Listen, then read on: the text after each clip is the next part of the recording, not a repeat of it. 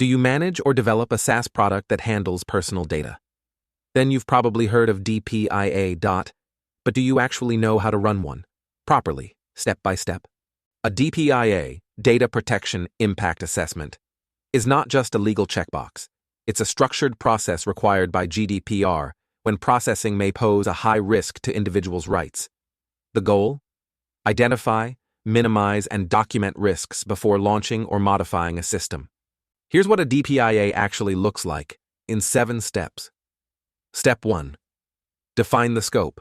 What system or product? What personal data? What is the purpose of the processing? Step 2. Map the data flows. Create a visual diagram showing where data comes from, where it goes, and who accesses it. Step 3. Identify risks. What could go wrong? Consider unauthorized access, excessive data collection, profiling, or lack of user control. Step 4. Assess current controls. Are your technical and organizational measures effective? Any gaps? Step 5. Evaluate residual risks. What risks remain, and are they acceptable? If not, add mitigation. Step 6. Consult stakeholders. That includes your DPO, your team, and in high-risk cases, your supervisory authority. Step 7.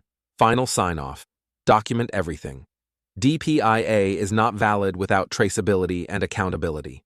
To help SaaS teams and privacy consultants run DPIAs more confidently and effectively, I created the DPIA Step-by-Step Guide, a practical toolkit designed for real-world use. Clear breakdown of every DPIA phase, visual examples and risk models, ready-to-use template and checklist, practical tips from a certified DPO. If you're planning a DPIA, this will save you hours. Download the guide below and use it when it matters most.